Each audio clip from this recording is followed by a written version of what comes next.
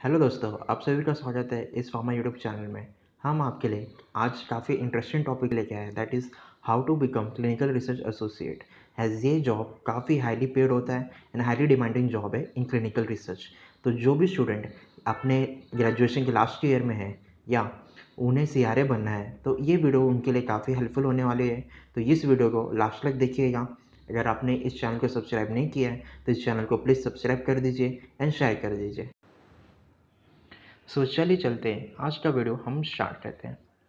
CRA होता कौन है?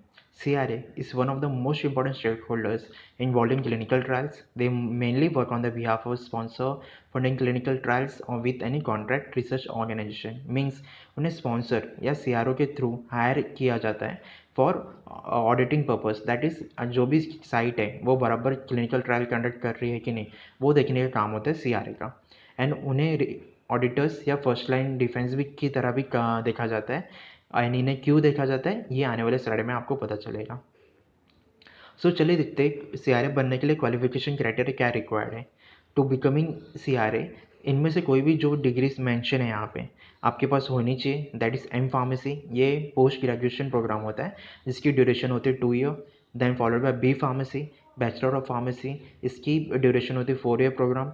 And followed by master in clinical research और PG diploma in clinical research. या आप अगर फार्मडी की हो, that is 7 year post graduation जो प्रोग्राम होता है फॉर बिकमिंग क्लिनिकल फार्मासिस्ट, अगर वो भी आपने किया है तो आप CRA बनने के लिए एलिजिबल हो जाते हो। तो ये थी हमारी qualification criteria for becoming CRA। चलिए देखते हैं स्किल्स क्या रिक्वायर्ड होती है फॉर बिकमिंग CRA। जो भी कैंडिडेट है जिन्हें CRA बनना है उन्हें इन डेप्थ नॉलेज होनी चाहिए किसकी, SGCP की। एंड गाइस हम इसके ऊपर एक वीडियो लेके आने वाले हैं for completely explaining about SGCP होता क्या है एंड इसका पर्पस क्या होता है। एंड जो भी कैंडिडेट है उसको FDA गाइडलाइंस के बारे में इंफॉर्मेशन होनी चाहिए। एंड ऑल्सो जो भी लोकल रेगुलेशन ऑफ कंपनी होगी, दैट इज़ जो भी स्टैंडर्ड ऑपरेटिंग प्रोसीजर होगा in various country like Europe, India, उसके बारे में बेसिक नॉलेज होनी चाहिए। सेकेंड, जो भी कंप्यूटर नॉलेज होती है जैसे कि Microsoft Office, words, Excel sheet कैसे हैंडल करना है उसके बारे में थोड़ी बहुत नॉलेज होनी चाहिए। देन उनकी कम्युनिकेशन स्किल काफ़ी अच्छी होनी चाहिए बिकॉज CRA का मेन जॉब होता है communication between different various stakeholders which are involve in clinical trials. तो इसलिए कम्युनिकेशन स्किल जो भी CRA जो बनना चाहते हैं उनकी काफ़ी अच्छी होनी चाहिए। Then adaptable to latest changes in clinical trial. Means जैसे आपको पता ही SGCP एंड FDA गाइडलाइंस में बार बार चेंजेस आते रहते हैं, तो उस जो भी चेंजेस आए उसके बारे में इंफॉर्मेशन उन्हें पता रहना चाहिए। एंड ये साइन होता है अच्छा CRA बनने का। And also always ready to travel. Means almost 75% of time जो भी होगा CRA का वो ट्रैवलिंग में जाएगा बिकॉज क्लिनिकल ट्रायल जो भी कंडक्ट होती है वो डिफरेंट डिफरेंट साइट पे कंडक्ट होती है। एंड जो साइट होते हैं ये डिफरेंट स्टेट में प्रेजेंट है, कंट्री में होते हैं, तो वो वहाँ साइट पे उन्हें जाना पड़ता है और ऑडिटिंग करना होता है। ये थी जो हमने देखा क्वालिफिकेशन क्या होता है एंड स्किल्स क्या रिक्वायर्ड होते हैं फॉर बिकमिंग CRA। अब देखते हैं रोल एंड रिस्पॉन्सिबिलिटी CRA की क्या होती है। CRA की मेन रिस्पॉन्सिबिलिटी होती है जो भी साइट पे क्लिनिकल ट्रायल कंडक्ट हो रही है उस साइट को सिलेक्ट करना एंड क्लोज आउट तक जो भी काम होगा वो सारा काम किसको देखना पड़ता है, CRA को। दैट इज साइट को सिलेक्ट करना और देखना कि साइट परफेक्ट कैंडिडेट है कि नहीं फॉर कंडक्टिंग क्लिनिकल ट्रायल, इसकी रिस्पॉन्सिबिलिटी होती है CRA को।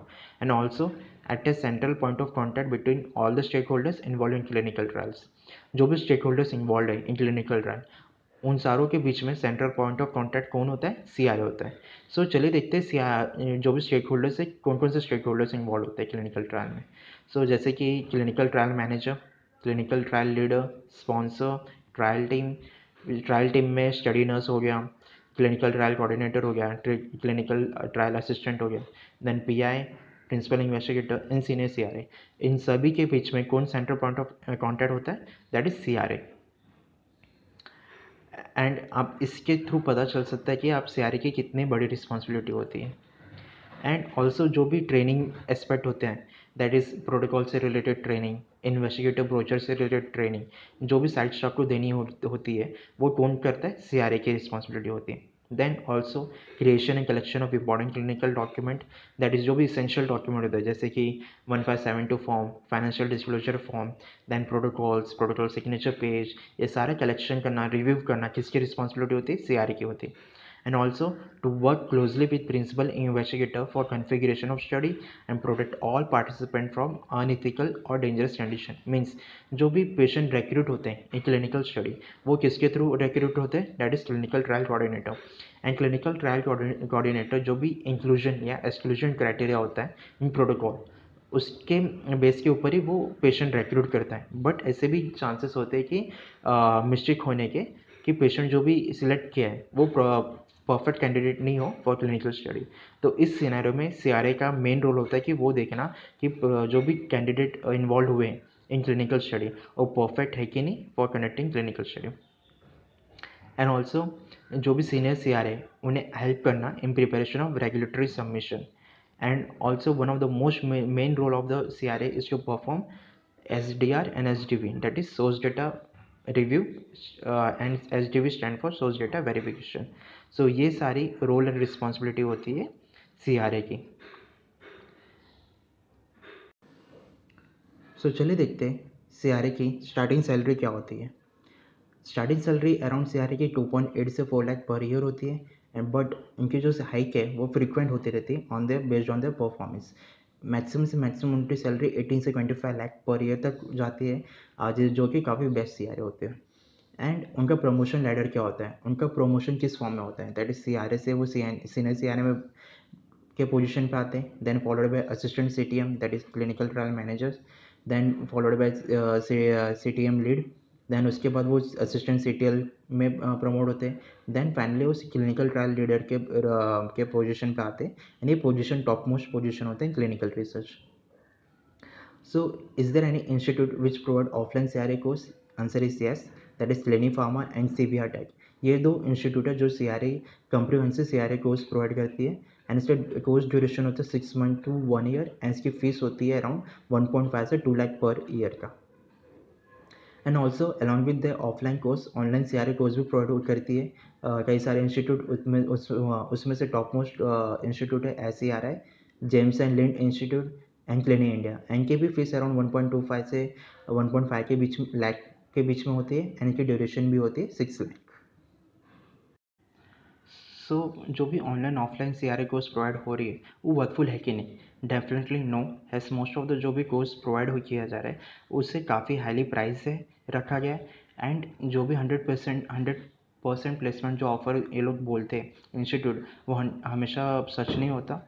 एंड इसलिए मैं ये बोलता हूँ कि जो भी स्टूडेंट है अपने आखिरी ईयर के ग्रेजुएशन में या जो जिन्होंने ग्रेजुएशन कंप्लीट किया है वो डायरेक्टली CRA जॉब के लिए अप्लाई करें.